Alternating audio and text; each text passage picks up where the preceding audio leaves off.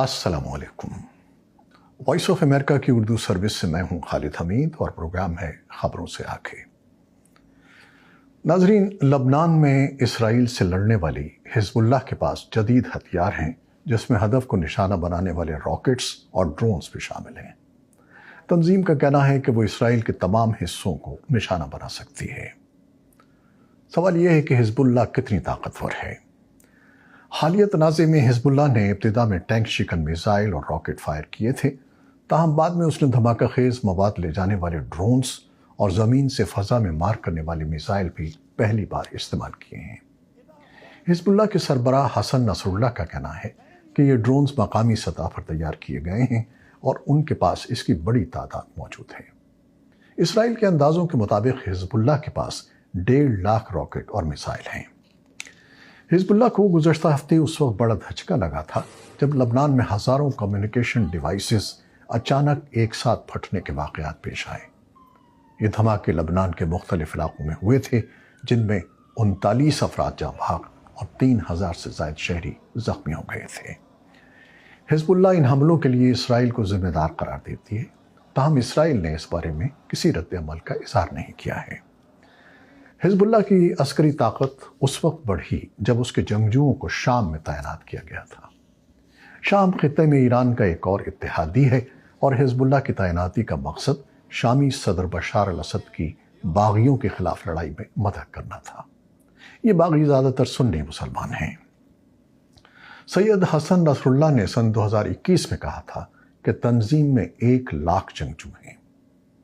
खित्ते में हिजबुल्लाह के इत्तेहादी ईरान की जानिब से हिजबुल्लाह को हथियार और रकम दी जाती है। अमेरिका का अंदाज़ा है कि ईरान ने हालिया बरसों में अपने सालाना करोड़ों डॉलर इसके लिए मुख्तस किए हैं। हिजबुल्लाह का गज़ा में हम्मास और एक और फ़लस्तीनी अस्करी गिरोह इस्लामिक जिहाद से गहरा ताल्लुक़ है। हिजबुल्लाह का दावा है कि 7 अक्टूबर को फ़लस्तीनी मुज़ाहिमत की क़यादत के साथ बराह रास्त राब्ते में थी।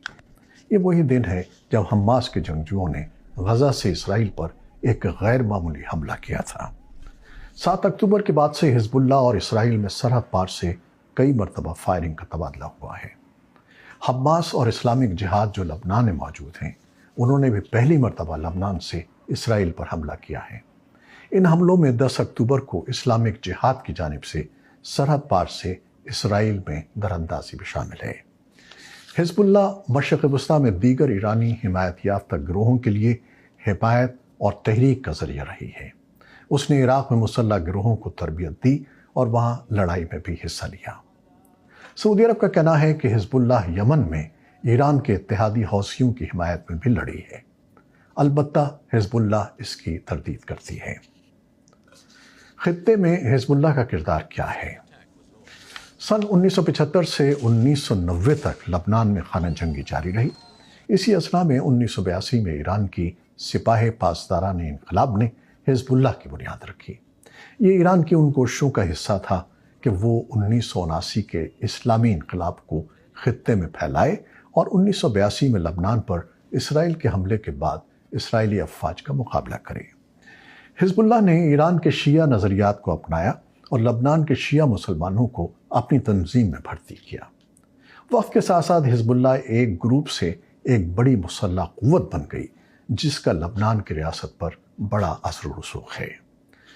हिजबुल्लाह का असर रसूख उसके जदीद हथियारों और लबनान के कई अहल तशी कम्युनिटी की हिमायत से है, जो कहते हैं कि हिजबुल्लाह लबनान का इसराइल से दिफा करती है।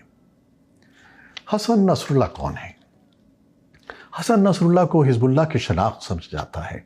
वो 1960 में बैरूत के एक पसमानदा कस्बे बुर्ज हमूद के शिया ख़ानदान में पैदा हुए। बाद अज़ा उनका ख़ानदान जुनूबी लबनान मुंतकिल हो गया।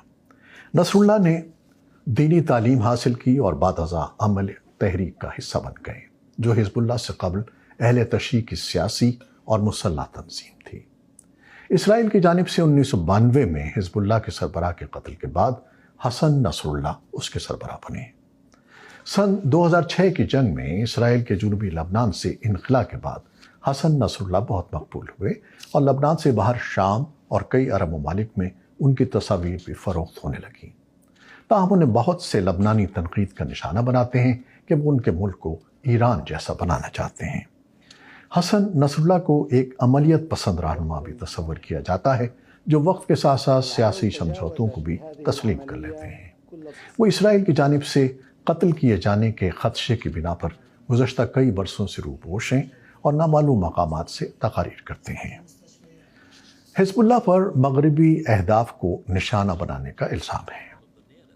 لبنان کے سیکیورٹی حکام اور مغربی انٹیلیجنس کا کہنا ہے کہ حزب اللہ سے منسلک گروہوں نے 1980 کی دہائی میں مغربی سفارت خانوں اور اہداف پر خود کش حملے کیے اور مغربی باشندوں کو اغوا کیا۔